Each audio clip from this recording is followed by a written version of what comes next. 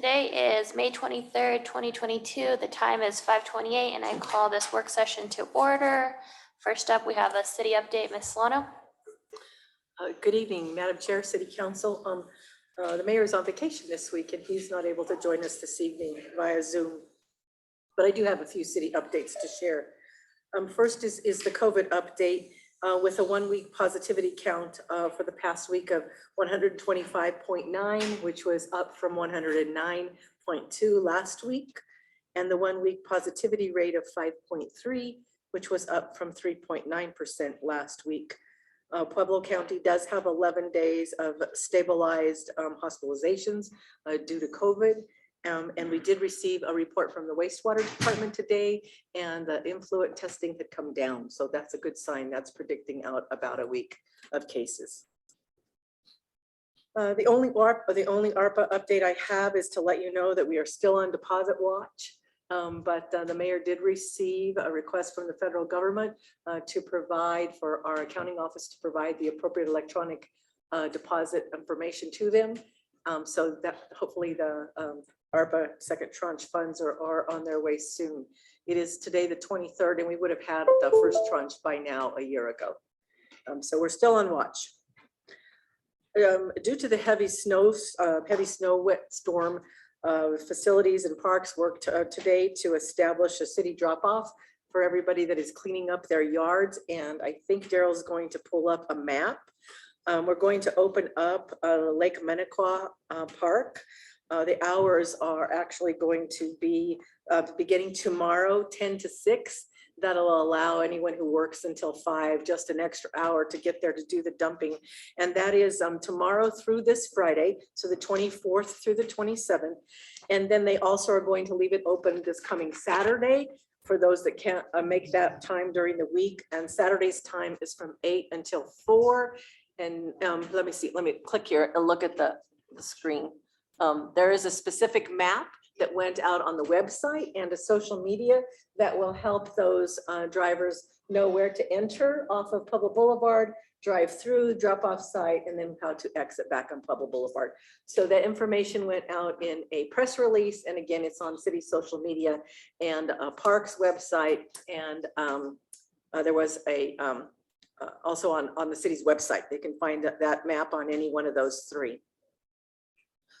The team up to clean up. I do have a message from the mayor. I'll share it now rather than in mayor's commentary. He asked that he wanted to express his appreciation for the great job this last Saturday at both the state fairgrounds and CSU Pueblo. All of the volunteers, the city employees did a fantastic job under the adverse weather conditions, and wanted to share his congratulations. The response from the community was really overwhelming, even given the weather conditions. And he believes that it went very, very well. So he wanted to share his thanks to everyone. I do have an update also from Karen Wilson on the homeless campsite cleanup. She was still in process when she gave me the call at 2 o'clock this afternoon. They did begin on time at 8:30, pretty soggy and wet where they were cleaning up. But she says that they had filled 5 dumpsters already. They were going to work another hour before the rain came in, and it did come in about 3 o'clock there. And then they were going to have to call it a day and then reschedule again for another month before they go out and clean up again. Councilor Martinez, who is, yes, joining by Zoom, she forwarded a message last night from a concerned citizen of a pile of trash bags that was left south of the King Soopers off of 29th Street. And Karen wanted me to report to Councilor Martinez and to all of you that they did pick up over 200 bags of trash. I think many of you got that email. And they filled a 30-yard dumpster with all those trash bags. She has no other information just yet. She'd have a full report as she was able to write it tomorrow. That does conclude all the city updates this evening. Do you have any questions of me and or additional information you'd like for me to bring? Councilor Maestri. Is Councilor Martinez, did she test positive for COVID last Wednesday? That's what Councilor Grams just told me. We'll let her respond. She's right here on Zoom. I'm not sure how she feels. Sarah? Yeah. How come no one notified us? I mean, we just sat with you at this dais on Monday. I mean, if you're testing positive for COVID, And it's been, I mean, it shut the whole city down for the year of 2020 and part of 2021. Why didn't you let us know? I mean, I had family gatherings this weekend. Maybe I would not have attended them had I known I'd been exposed. Counselor Maestri, symptom onset was Wednesday. I notified the mayor's office, my employment and employer right away. And that's the due diligence right now. I didn't just test positive for I also tested positive for the flu as well. And so out of precaution and everything, that's why I'm Zooming in today. Oh, we would have appreciated, after all, we just did 2 years of notifications and letting people know and playing it safe. I just sat next to you on Monday, so I would have appreciated knowing. Thank you. Regardless, yeah, whether who it should have come from someone. And especially the mayor's office. He's the one that, you know, sanctioned the city with all of the shutdowns for 2 years over this. Thank you. Can I comment on that? I hope it's not a legal thing, like it's like a HIPAA law or anything. It because- is a HIPAA. Well, since when?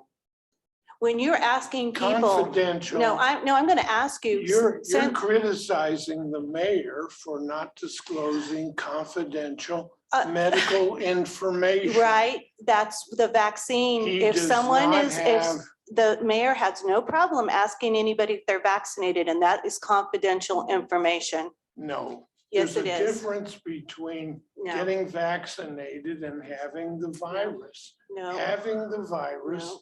is protected by HIPAA from disclosure. we had would to have been notify people inappropriate. during the pandemic if we had the virus. We had to go through testing. It was public information.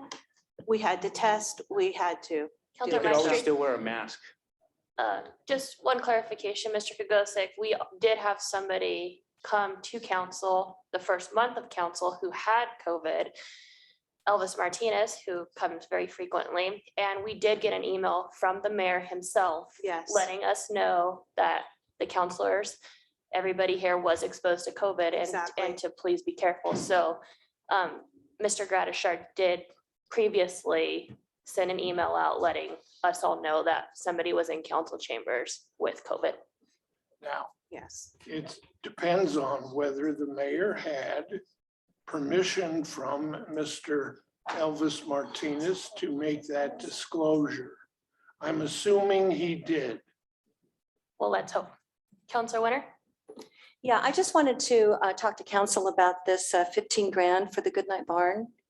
Remember, it came out of council contingencies. I would really like to have that come out of the general fund and have the council contingencies replenished with that.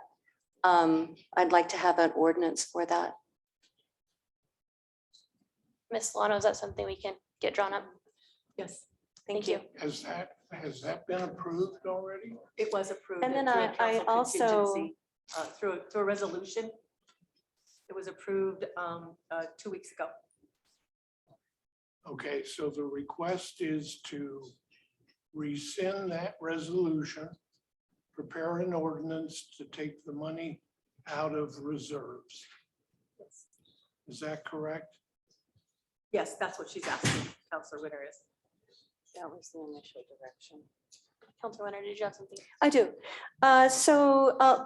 Laura, on January 13th of 2020, we approved $36,000 to a company called 2WR Consulting to provide schematics and design for construction to remodel the Pope building. And we also approved $100,000 for that remodeling. So if we're not going to do that, can we make sure that that is back in the general fund?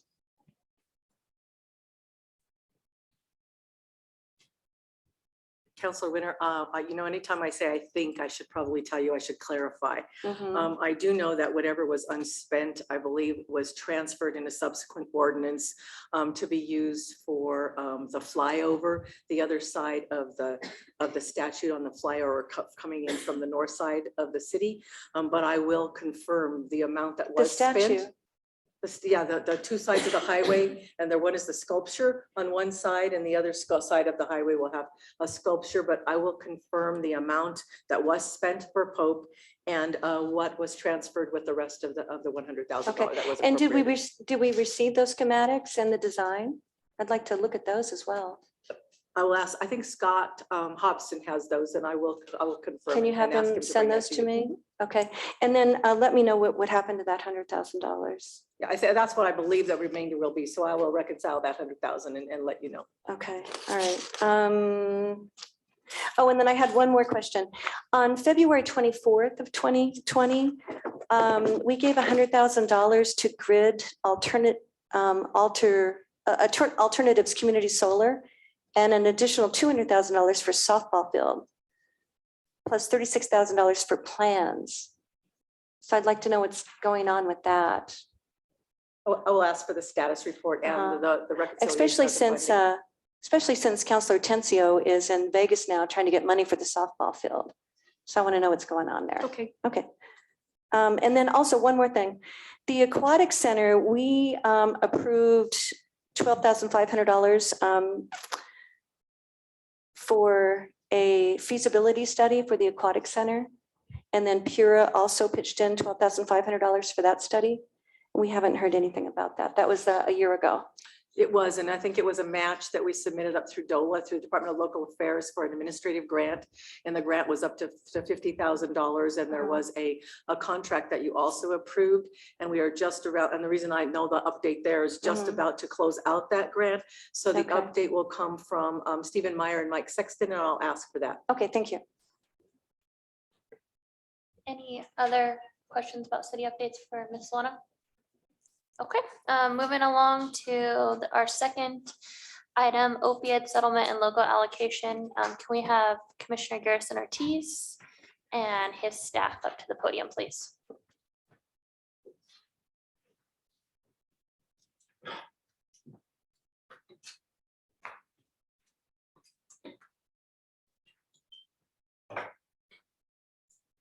First off, is this on? Okay. Well, first off, good evening, council, city attorney, city clerk, Ms. Solano. Thank you all for your time this evening. I just want to introduce, I have Christine Zeitvogel here. She runs the LEAD program for Pueblo County and has done so for several years. I've had the opportunity to work with her on the treatment side of things for several years, and she does absolutely an outstanding job and always really steps up to the plate to help with various projects. So she is really our point person at Pueblo County when it comes to treatment, diversion, opioid litigation, and those things in tandem with the Sheriff's Office reentry program. In addition, I have Sarah Long, who's been very intimately involved with various settlement proceedings, both privately with Pueblo County and also with the Attorney General's office. So I believe at your request, we came to give a kind of brief update and presentation on where things were with the settlement funds coming from the Attorney General's office. So Christine has a PowerPoint. If we can bring that up, I'll let her run through that, and we'll leave plenty of time for questions. And it's a very brief PowerPoint because I wasn't exactly sure what you would want to know. And there isn't a lot of really firm data that we can provide for you. But what we decided in Region 19 was to focus on education, prevention, treatment, and recovery for the first 2 years. And you'll see in my very brief PowerPoint how we relegated that funding or allocated it. We're going to utilize an RFP process, but it's still in development at this point. So next slide, or can I do that here? Oh, how fancy. So you can see the 9 counties that are covered in Region 19. It's basically everything to the east and south of Pueblo County. And we broke it out so that there is 30% to prevention and education, 30% to treatment, 20% to recovery, 10% each to harm reduction and criminal justice. And that is just the 2-year plan, which we were required to draft for the AG's office. Apparently, Region 19 is way ahead of any of the other regions in the state. And I've been told that the AG's office is hoping to pilot their systems on our region because we are that far ahead.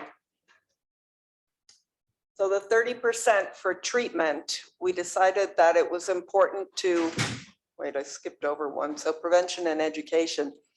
We wanted to really focus on preventing youth from ever beginning substance use.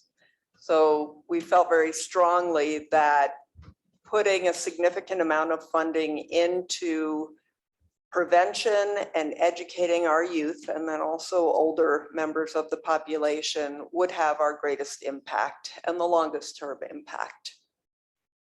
One of the thoughts that we've had was to take a prevention curriculum that could be given in the schools or delivered in the schools and carry that through to all of the different counties in our 9-county region. That way, because I think many of us know that we have a fairly high mobility rate for our students, if they move to a different school, they would still be getting that same content at their new school.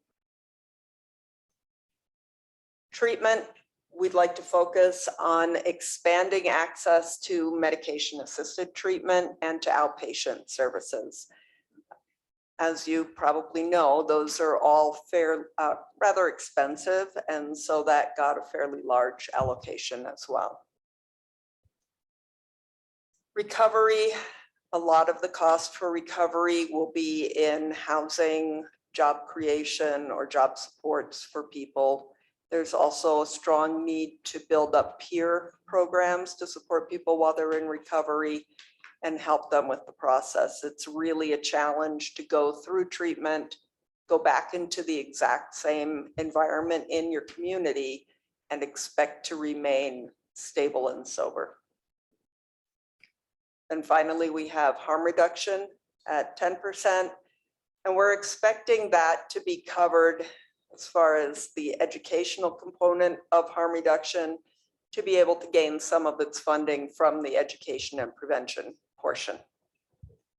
And then criminal justice received also a 10% allocation because we believe that there will be a lot of other funding streams that can be used for the criminal justice response. The projects, as I mentioned earlier, would be funded through an RFP process. We're just beginning to develop that. We were working on it today during our meeting. And we have a wonderful facilitator, Rose Puglisi, and she is really working to develop that process for us. And the estimated funding, Region 19 is expected to receive approximately $1 million annually. I know this doesn't add up. 16 million over 18 years is what they said.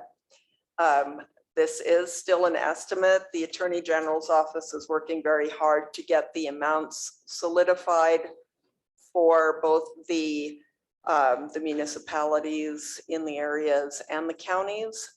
So once there is a firm estimate from the AG's office, they're planning to contact each municipality and county in the area or in our region, every region. But that is the estimate that we've been given most recently. And that is all that I have for this presentation. Just wanted to get through the briefing and status update as quickly as we could. I'm sure there are a lot of questions regarding the region and or the settlement funds and maybe how they'll be distributed. So. Counselor Maestri. Oh. I do. The health department was in here last session and they speaking about the funds and so forth. Have you directed them to run some sort of, act as a liaison between all the different drug agencies in town? Is that what's going? Because that's what they seem to So. sell their. they were- Sure. So the health department has been involved quite a bit from the inception of the settlement discussions, also with the law enforcement assisted diversion program. So I would say they're pretty heavily involved in kind of all aspects. Shiloh Dennison in particular from the health department has really worked side by side and does participate in the Southeast region meetings. So she's pretty in tune with where those funds are going and how these funds are spent, how that meshes and supports the work of the health department in the opioid area. Okay, thank you. And she's working specifically with the local providers to try to develop a program for Pueblo City and County, as opposed to the entire Region 19. And the idea behind that is to be able to, as other funding comes down, not only the opioid settlement funding, but as grants come down, to be able to say, we have a plan, we have a vision for what would work best for Pueblo City and County. And we've really thought through who could provide some of these services that would be so beneficial. And it's such a multifaceted problem that we have, that sitting down and really trying to make a master plan is likely to be much more effective than saying, oh, look, here's this grant, it's $1 million. And then letting people just in their silos apply for it. Rather than doing it that way, we're trying to put together a really well-informed plan. And that's what she was working on. Well, is there a heavy cost to like facilitating that? I mean, are there administrative costs involved? Because it's $1 million, right? So I was just trying to figure how much are we spending on that type of service? Sure, I think that's a very great question. And I think that really lends itself to the reason that there are regions.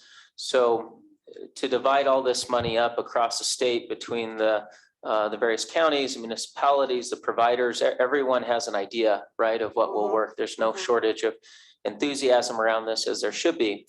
But we really talked a lot about with the Attorney General, how do these dollars go farthest? How do we really minimize the overhead costs? And we felt like the more we split up and break this money out between 64 counties and various municipalities, those dollars ultimately won't go very far. Hence the idea of regions was formed to really minimize that cost. I think we've done pretty good thus far. We had a little bit of grant money through the AG's office to help with facilitation.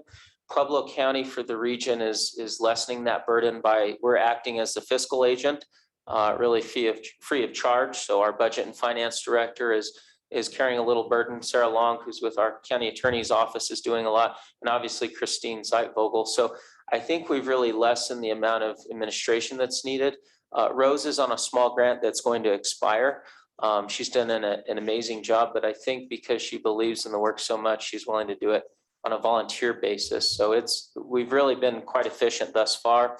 And the way the structure is set up with the Attorney General's office, it really controls how much can go to administration or outside costs. I think you really have a model, a graph up there that ensures those dollars go to services to those who need them most. So I certainly, big consideration in the formulation of the structure, but great question. Thank you. Counselor Flores. Thank you for your presentation. I've been anxious to see how this is all going to unfold, but I'm still having trouble finding out how this money is going to be managed. Are you basically going to be the facilitator in the distribution of the money? And are you calling those grants to the other 8 counties that are involved in this? Or is there going to be some centralized management of what everybody, I mean, I can see you distributing these to the 19 or the 9 counties, and they're all doing their own thing, I guess. What you create is the silo situation again, where, so I'm having trouble, if you could just dig a little bit deeper on how this money is going to be managed and how it's going to be divvied up. Sure. That would help me a lot. Sure, I just want to respond to that quickly, and then I think Sarah might have some good information to add to that.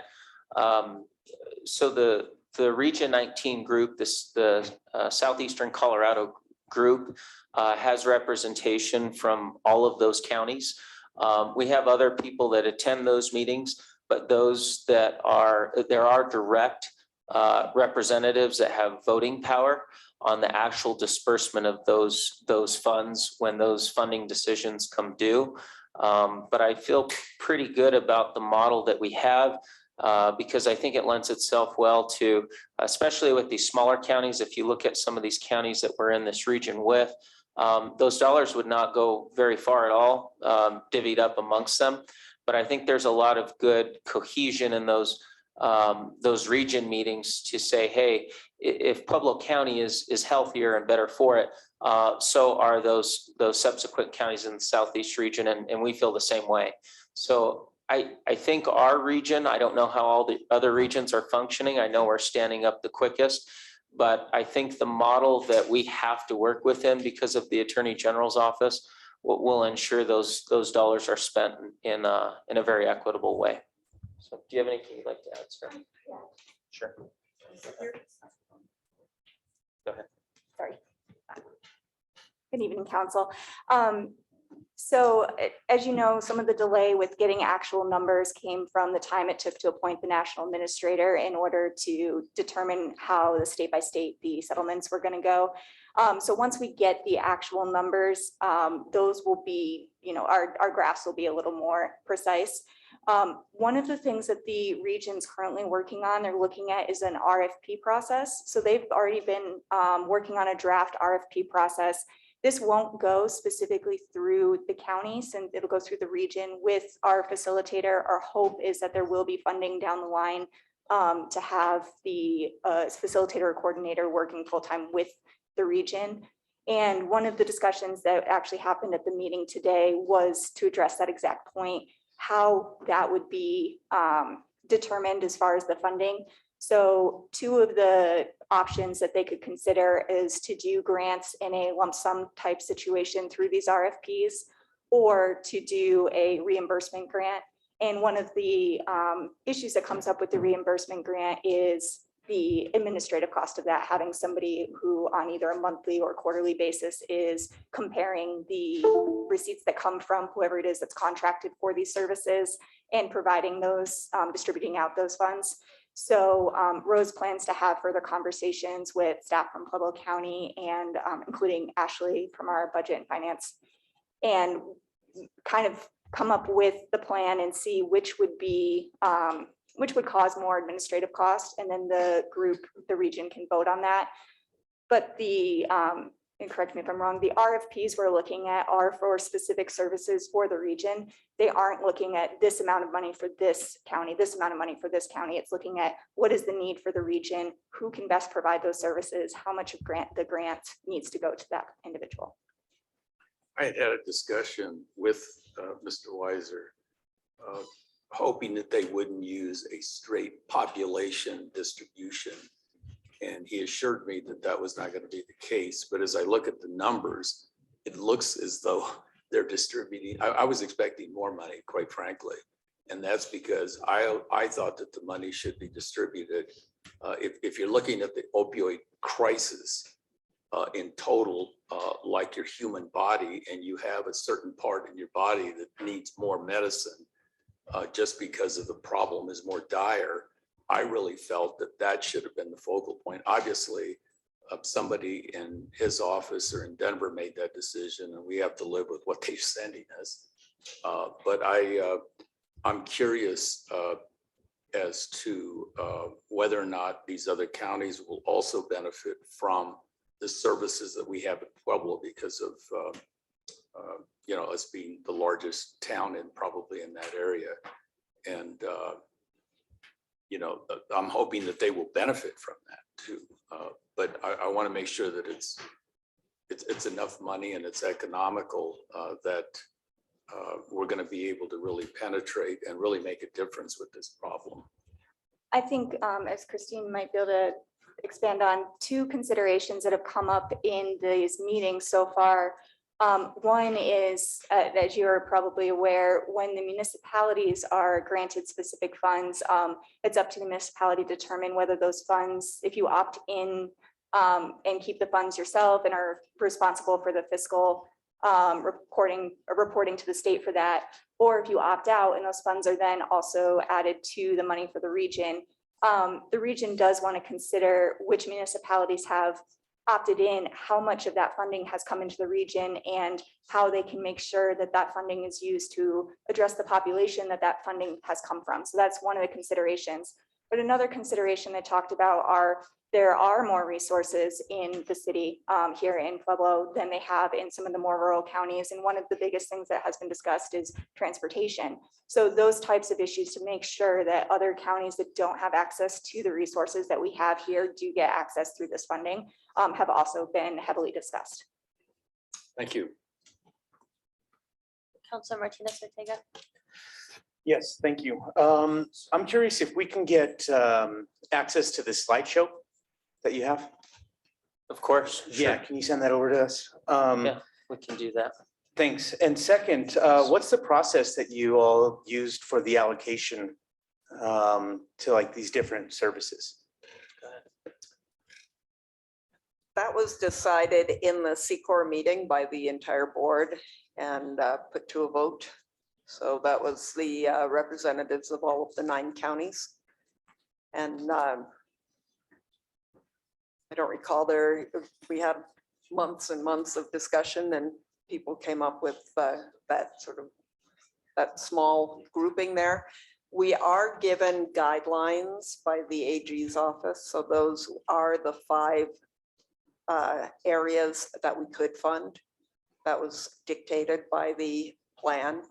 And then just in the discussion with having numerous presenters come to the meetings and give us, their input, whether it was Prowers County Health Department had the person who was involved with the BOTVIN life skills training for youth. And he presented on the impact that they were seeing. We've heard from transportation provider out in that area as well. SCARA, Judy Solano came and talked about harm reduction. I'm sure that there were others, but they're escaping me at the moment. And so with that information and knowing what people were hearing from their constituents, I think that was how the weighting really came about. I would like to add that we are aware that what is available in Pueblo County is really not available to the constituents out in, say, Prowers County, and because of the distance involved. And so there's definite, we've all acknowledged that we can't just have one service in one place and expect it to serve everybody in this entire region. Great. And lastly, from like these SCARE meetings or SCORE?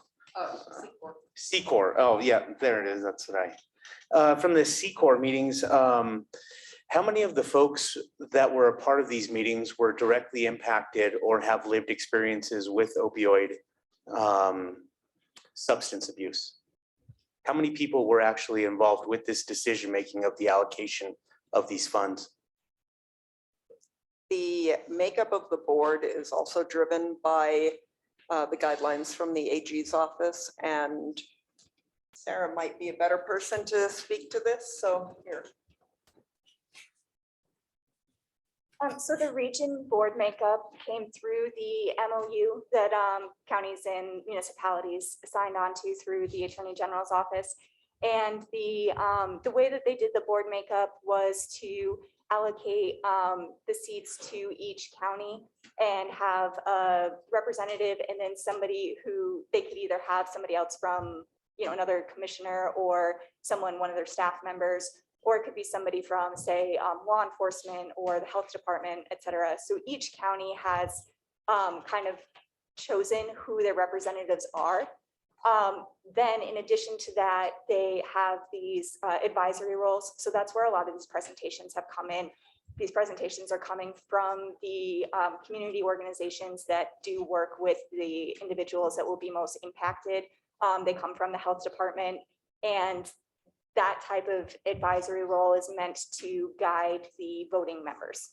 And so our board is set up so that we have each county is represented, and each county gets, I think it's set up so it's 1/2 vote per county as far as the voting, but in general, the actual voting members are the county representatives, but they're making their votes based on the presentations and the constituents that they have dealt with individually.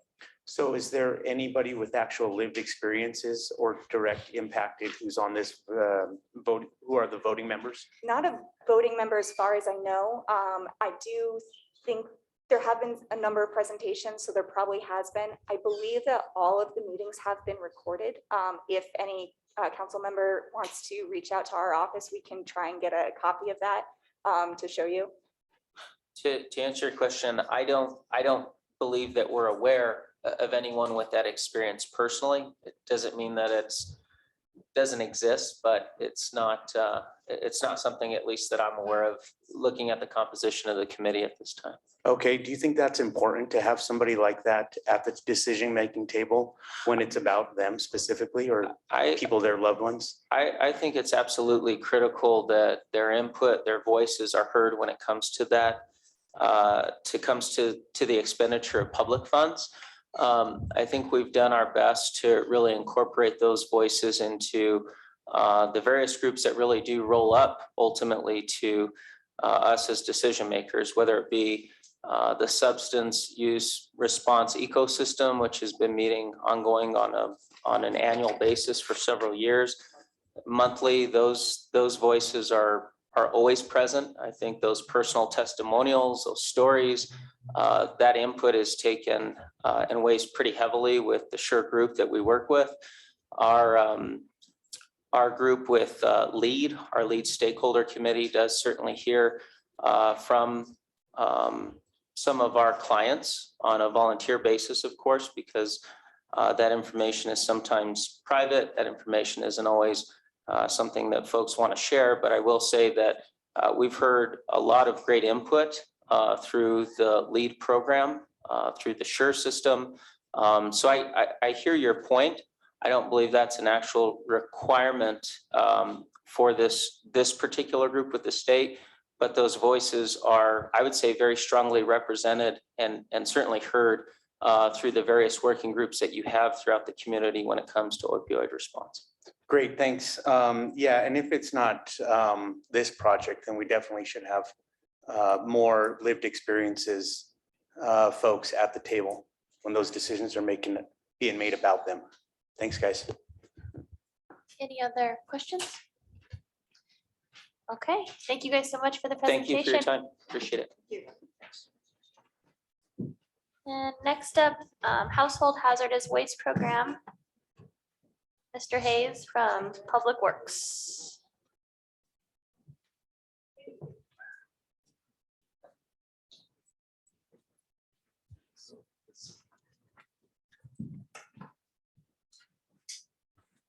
Good evening, President Graham, members of council. It is springtime, and with that comes spring cleaning, and that's happening clearly all over town. As you heard earlier, we did complete the spring cleanup event, both at the north and south side for residents. I think you'll hear some statistics, more statistics later, but it was something like 900 vehicles that made it through both sites, over 50 dumpsters that were emptied. So that's 50 dumpsters, 40 cubic yard monster dumpsters that were taken to the landfill and not dumped somewhere else in Pueblo. So this is a huge win, I guess, for us. But the city's cleanup comes in many forms. One of the opportunities that we have, I think, in front of us is the ability to divert other types of waste from the landfill as well. And so I want to talk to you tonight a little bit about establishing a household hazardous waste disposal program for the city. Daryl, if it's available. Thank you. So I'm joined tonight by Aaron Martinez. He's a program manager with the Pueblo Department of Public Health and Environment. We're working a little bit in collaboration here on some opportunities for the establishment of this program and potentially for provision of some grants that will help us buy the facilities and equipment that we need to establish a program. So the issue tonight is all about this improper disposal of chemicals and household hazardous waste, things that you can buy at Lowe's or Home Depot, pesticides, fertilizers, cleaners, chemicals, liquids and solids, batteries, automotive fluids, all these things that people try to find a safe and effective way to get rid of that's cheap and easy. A lot of times when there's not access to a facility where it can be brought for a nominal price or for low price or for free, it can be very difficult to see compliance with environmental regulations. We see this stuff end up in our wastewater. We see it end up in our stormwater streams as well. So this is an opportunity for us to provide a mechanism by which residents can drop these items off at a facility where it'll be properly disposed of. We also hope by this, we start to see some reduced illegal dumping again. Anytime we can make this cheap and easy, I think we, reduce that illegal dumping and cleanup burden that the city currently faces. But right now in Pueblo County, there are no places that are publicly run for disposal of household hazardous waste. Residents can take things to individual retailers. You can take your oil to the auto parts store up to a certain amount. You can take a few things here and there, but there's sometimes a cost associated. Many of these service providers don't even come to residents because they are hit by their insurance too hard or other reasons. So having a publicly available facility is really a key part of the strategy to help clean up our city. So currently, right now, we have in our solid waste diversion program, just the Pueblo Recycle Works operation. And there we accept a list of cardboard, plastic, mixed paper, glass, pretty traditional kind of waste streams that we get there at the recycle center. That we don't turn anybody away who's bringing those recyclables in, whether they're from Pueblo or outside. But there are a couple of programs we do have that are open to city residents only. So those are the large item voucher programs that we have through Public Works and also our tire voucher program. Residents can come in and buy the vouchers they need to get those items disposed of. In addition, this solid waste operation also supports the citywide cleanup events like the one we just had on Saturday. And then they also provide support to ongoing litter removal and encampment cleanups and other drive arounds through the alleys and through the streets that where you see things in the road. That's these guys picking it up a lot of the time. So in terms of demand, just amongst the recyclables, we have seen a year-over-year 25% increase in growth of that program in terms of volume of vehicles coming through every year since it opened in 2019. You can see kind of from the numbers, you can see the growth going across there. The one little asterisk on metals that's only 6 months worth of data on the metals. But if it kept pace, it would have been 36. So there's still growth in that number on the metals for 2021. And in addition, large items, mattresses and tires, we collected just about that many tires just on Saturday alone at the cleanup event, but 745 tires out of the landfill. So that was demand. Capacity is limited a little bit by our facilities in this particular case. Our current Pueblo Recycle Works facility is located on Stockyard Road. It's out on the east side, right next to the wastewater treatment plant. There was an old building there that used to be the animal shelter. And it has, for a long time, since it's ceased operation as that, has not been connected to utilities. It is very run down. There's asbestos inside that would need to be abated as part of any kind of a construction or renovation project. But the opportunity sits in front of us to construct a new facility potentially and to house that household hazardous waste program that we need and to secure all our equipment and tools and things that we use for the regular recycling program as well. Most of our equipment is actually pretty good. We've got a cardboard crushing operation, a glass crusher, concrete pads that are out there that are great for the storage of the plastic dumpsters, metal dumpsters. So space-wise, we've got a lot of room. We've got, like I say, fairly new equipment for the most part. I currently have a couple of staff members. And so that's one of our big limitations out there. Our operating schedule, you'll see as well, it's currently limited to 4 days a week. We're open 18 hours to the public every week. That is Thursday, Friday, Saturday, and Sunday. But if we are to, again, provide additional access to the public, I think changing our operating hours and our schedule will be a big part of that as well. Just for where this falls in the city's organization, under Public Works here, we have 5 divisions, far to the right side there, solid waste. Currently, Robert Bannum is our lead at the Recycle Center. He's been standing up and doing a bang up job since a recent transfer of the previous gentleman that was running the show there. So I mentioned that we have a couple of staff members. We have 2 full-time staff members approved for this year on the budget, and those are both actually out on the street right now for recruitment. We have 2 part-time employees. In total, we have budget available for about 2,400 labor hours per year, and that represents just enough for 2 employees to work those 18 hours every week, plus some other support to go run around and support cleanup events or making routes around town to pick up other waste. The vision a little bit here. Again, we've kind of got an opportunity in front of us. I'll talk about it just a little bit. To construct a new facility. So we're working with PDPHE, and they have been contacted by CDPHE, who's indicated that they might have a $380,000 grant that might be available to us. So we've submitted the application for that, but that would be great seed money to start the construction of a new facility. What we have in mind is an 80 by 120 sized facility. It takes about the same footprint as the current existing animal control facility that was there. The animal control facility, though, is kind of 3 separate buildings. There's some dog runs, there's some other storage kennels outside, and then there's the building itself.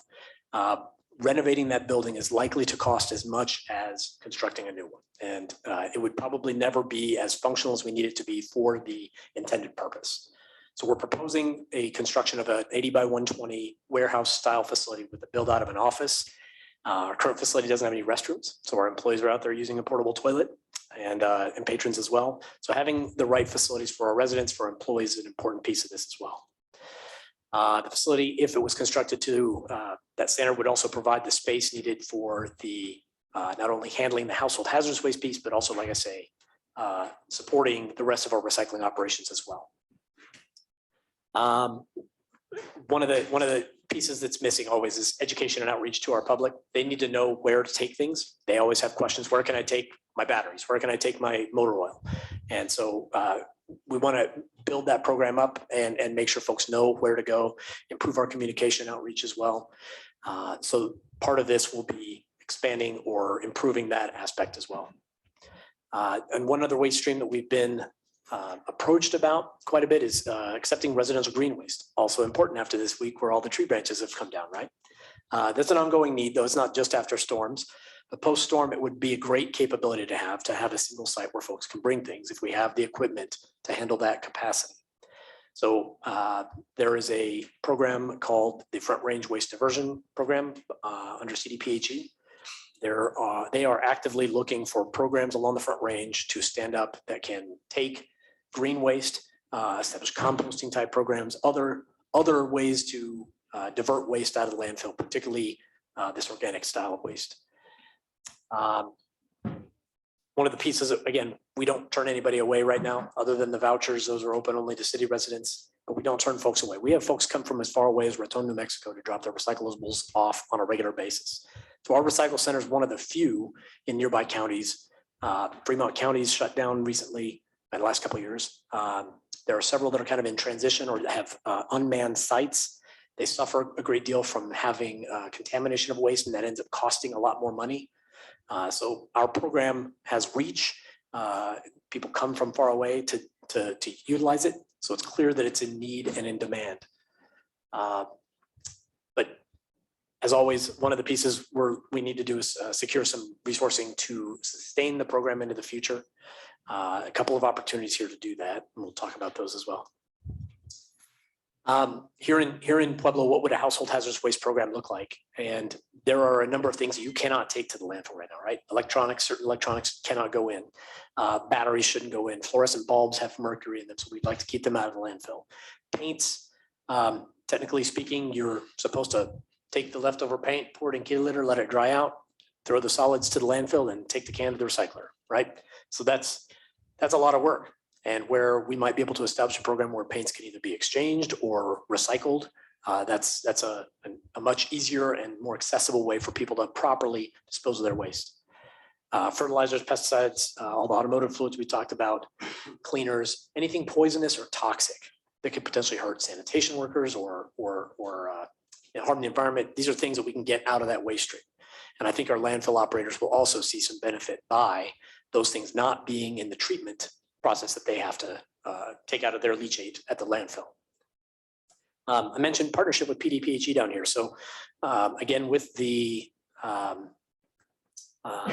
grant program, the special environmental program project grant that we're applying for, CDPHE did come to PDPHE and they're looking for a good project. And we have been brewing this idea for some time and looking for the right opportunity. This kind of is it.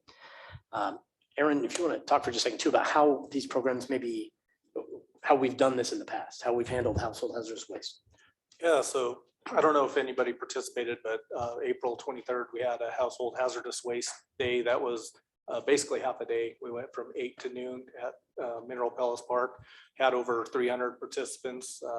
We loaded up a box trailer, well, not a box trailer, oh, actually, yeah, a box trailer and a 54 or 53 foot semi that went to be destroyed or recycled into other waste streams. So we had great participation. We hadn't done that since 2019, but pre-COVID. So there was a lot of people that had some things stored up. But after that event, we're still getting daily calls. Where can we dispose of this, that? We have no place, like Andrew was saying, we have no place to dispose of a lot of the household hazardous waste that are out there. We try to talk to people to exchange it with their neighbors and ask if put it on marketplace or whatever, but the kind of volume that some people have, I mean, we're in need of something year round. I think that would make it a lot easier for folks to be able to get rid of it that way without, I mean, you're storing it for a year waiting for an event to happen. So this is a great time. I think that we could work together, the health department and the city of Pueblo to really put together a program that I'm very thankful that we have Pueblo Recycle Works, but it could be a lot more. It's a great facility, great place. I think we can really do something with that and bring a good service to Pueblo. So, it's definitely needed. When I worked the citywide cleanup this weekend, and the amount of recyclables that could have been diverted was kind of heartbreaking, because we want to keep that stuff out of the landfill. That's the kind of thing that we don't need in there. There's not the hazardous waste, but the types of metal that were going in, there was wood that was going in. There were so many things that could actually be diverted instead of putting it in a landfill and filling that up. So, I think if we work together, we can get something done with this. And what Andrew was saying, I think he'll show you on that next slide what we have coming up available through CDPH&E with their SEP program that it's actually coming from Bechtel. Bechtel was fined for some release that had happened, and they have the option to give it to this local health department, or to they just pay a fine. It goes to the state. So this is a great opportunity for us. Thanks, Aaron. So Aaron's point about those programs being intermittently accessible is a big challenge, right? You have to time it. If you miss it, it's over. Having a facility that is available year round is going to be a big boon for us to get this stuff out of the landfill and make it easy and cheap to take care of folks. So again, benefits, reduced illegal dumping. We want to keep the stuff out of our storm sewers and out of our sanitary sewers. Andra's in the back. I know she's cheering right now. In addition, just less volume in the landfill extends the life of those facilities. And that's an important piece of this as well. Again, ongoing sustainment of the program is always the key, right? We can build the building, we can stand it up, but we need some commitment and support, I guess, on that front. There are some opportunities here. Again, in just a second, I'm going to get to those about how we're going to seek funding for some of those options or opportunities. But there's certainly a need at the city level as well to contribute. Operations during construction is just, we don't want to interrupt the service that we do offer currently through the Recycle Works Center, but constructing a building right in the middle of that site, certainly we just need to be cognizant of how we're going to approach that. So we'll bring that up at that time. Education and outreach, again, always trying to get the folks in Pueblo to understand where they can bring their stuff, when it's available to them, how to properly handle it as well. Mentioned again, the Special Environmental Project or SEP grant. This is the project in lieu of fee sort of arrangement. And again, it's a $378,880, very specific amount that might be available to us here. We've again submitted the application and the request, and we're waiting to hear back on the affirmative answer, hopefully, on this. That represents just about a third of the construction cost that we estimate for the facility. So it's a big chunk, but it's not everything. We'd be also seeking other grants or funds via the Front Range Waste Diversion Enterprise Program. They are specifically seeking out municipal waste programs and waste diversion opportunities. Again, they've got a big focus on organic pieces, but they have reached out to us specifically because they know, again, that our program is viable, has reach, and that it's supported by the community. Also trying to, again, I think there's benefit to landfill operators in the area, and so we'd be seeking some specific assistance from them too, in trying to make sure that these programs are sustained as well from them. So as far as council support is concerned, again, we bring this to you. We're at the very front of this opportunity. As these grants come in, we're seeking your support and support for the ordinances and resolutions that will come forth as a result of grants being awarded, or in terms of resourcing support requests. Again, we want to make this impactful, and so we want to measure the results we're getting. And so I don't want to come to you and just ask for money for nothing. We're going to show you where it's going, how it's being used, and the benefits that Pueblo specifically is receiving. And also where there are opportunities for fostering interagency support. I just ask for your support in that regard as well. As these programs move forward, there's benefit beyond the city limits here. So with that, I will take any questions you've got. Councilor Ritter? Yeah. Thanks, guys. That was a great presentation. I was going to mention all the trees in the storms during to Laura, but then I saw you on the agenda. So I've had a few calls about that. Right. You know, in 2016 or 17, we had a big storm, and we offered an area out by Minnequaw Lake to allow folks to bring tree limbs there. Do you have any plans to do that? We do. Good. So just today, the announcement went out, but we're going to stand up the site. It was very similar to what we did in December, but there was going to be one site down at Lake Minnequaw. So near Palmer Road, kind of near the soccer fields and all of the park area there. There'll be a place for people to bring yard waste, trees. Let's pull up the Sure. slide, If the Joe's map got it. one more time. But that there's a that announcement's going out via the PAO, so there will be a press release if it hasn't gone out already. And that announcement's been being pushed to callers as they call in. So if there's anybody that has any questions about where to go, hours, please have them reach out to Public Works at 553-2295, and we can direct them the right place. But this is going to be set up Tuesday through Saturday. The hours will be 10 to 6 daily, Tuesday through Friday, and 8 to 4 on Saturday. And then can we have a list of volunteers that have a truck that can pick up some items at folks that don't have a truck, or able to get it in a truck, or able to get a chainsaw to get it in a truck? So I don't have any hauling. This is just the site for drop off only. Right. I think we had some of that organization last time, I believe. I don't have that with me here, so we can talk about that, and I can find out if there are folks out there volunteering to do that. Sure. If there are, there are always trees that fall down in the right of way. Of course, those are the cities. We're going to be around picking those up and taking care of those issues. Parks also has got a big job in front of them. If anybody's driven through City Park or Mineral Palace today, it looks like a war zone in there. There's A war zone. large branches everywhere. So they're going to have a big job in front of them as well. But at the end of this week, we'll be mulching all of that waste down there at the Minnequaw Lake site. Okay, all right. Sorry, Laura, I was looking at my notes when you were showing that earlier. And then what do you plan on doing with the old dog pound? Are you going to allocate some of those demo funds to get rid of that so that? So again, we're seeking funds for the construction, which would also include the demolition. The demo, phase. okay, So that's good. built into that budget right. of about 1.2 million is about Okay, what we're good. expecting. Yeah, I just didn't want that hanging out there. Thanks. That is 99%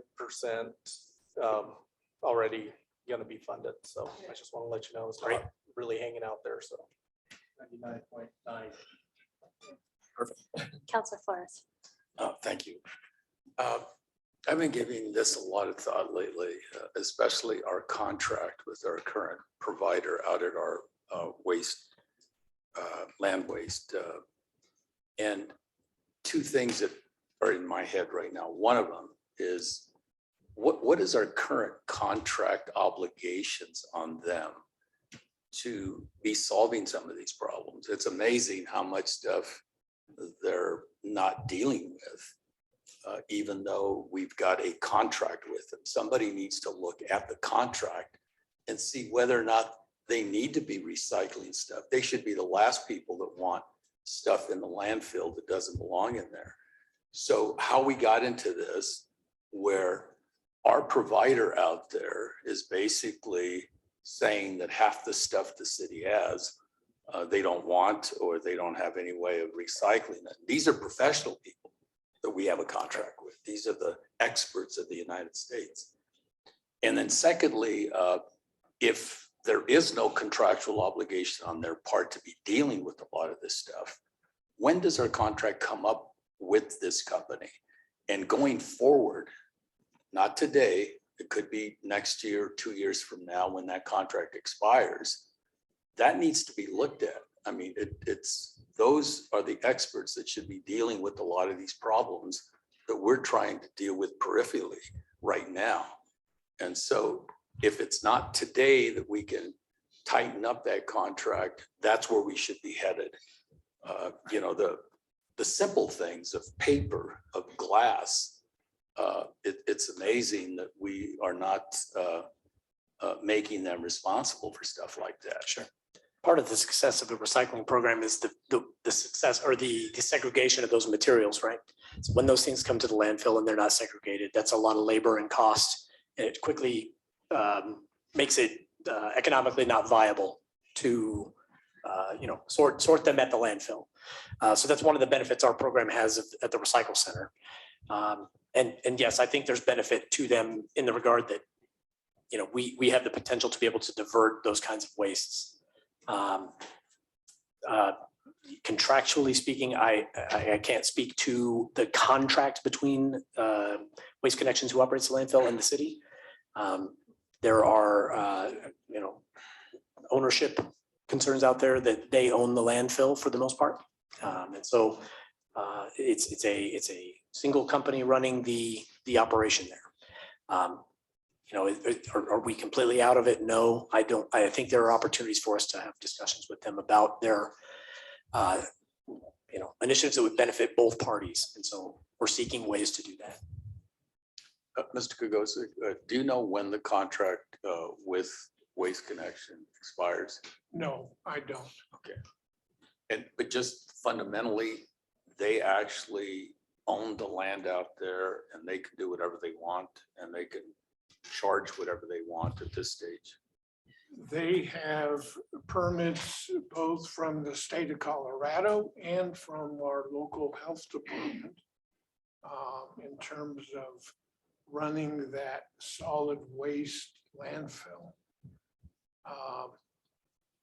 We have been in discussions with them about a path forward, and so stay tuned. Okay. Thank you. Counselor Maestri. Thank you. Sounds like a really great program. Have you forecasted for the future, such as, car batteries for electric cars Not specifically that particular item. and solar panels, Right. used solar panels? You Not guys- specifically those two items. Batteries in general are one of the things that we would be taking. Now, electric vehicles, typically that's probably a maintenance activity beyond the typical homeowners. We're probably not going to see those from homeowners per se. You'll probably see those from auto salvagers and other things. The one important piece I didn't say in the presentation is that the household hazardous waste program needs to be household. It is regulated differently as a household hazardous waste program than it would be if we were a commercial or if we accepted waste from a commercial generator.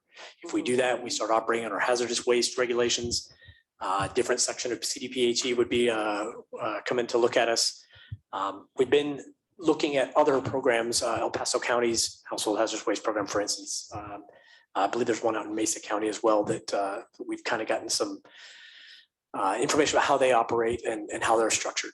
But in general, a lot of what we're doing is accepting, segregating, and then having contracts in place for haulers and processors to be able to take that kind of waste. And so one of the important questions about that sustainability of the operation is, what is that going to cost us to do? And that's really going to be based on kind of volume projections. And it's a little bit difficult because there's not a lot of history here. So we've got, we've got some historical data there from El Paso County and Mesa County.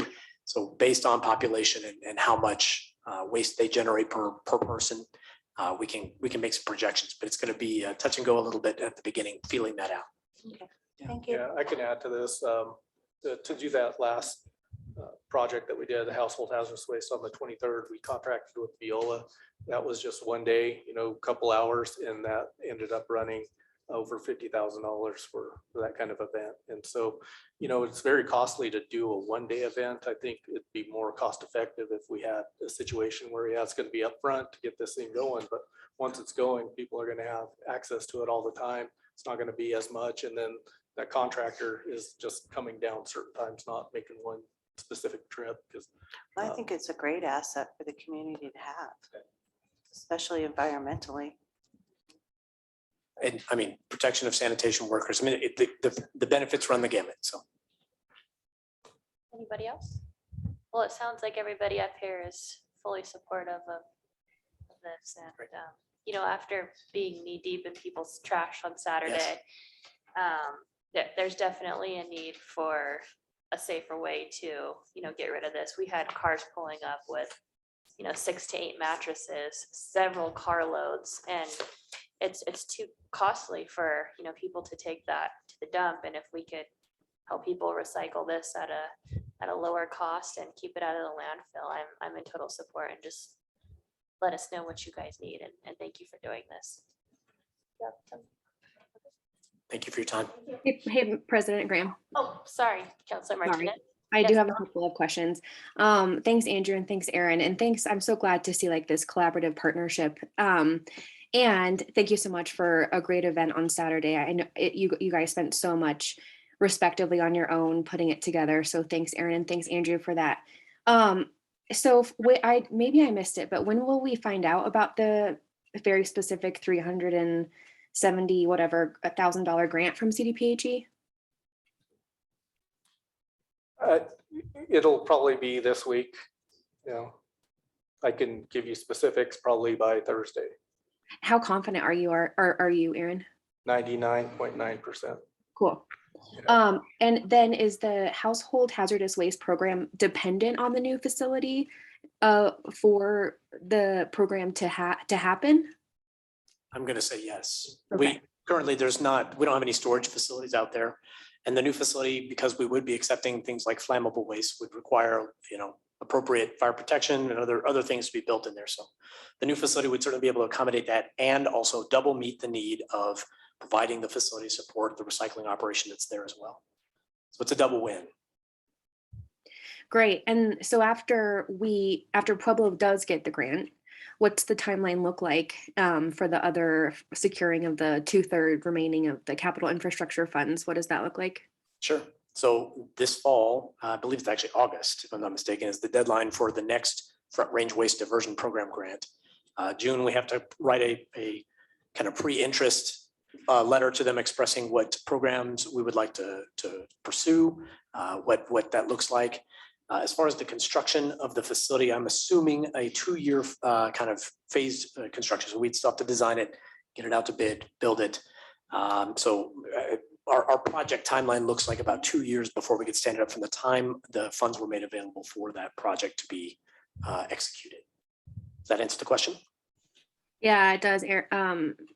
Andrew and Aaron, thank you so much. And I'm in full support of this. Thank you. Thanks, guys. All right. Appreciate your time. Thank you. Okay, that looks like that's it for work session. Do we have anything else that you guys said? Okay, this work session is adjourned.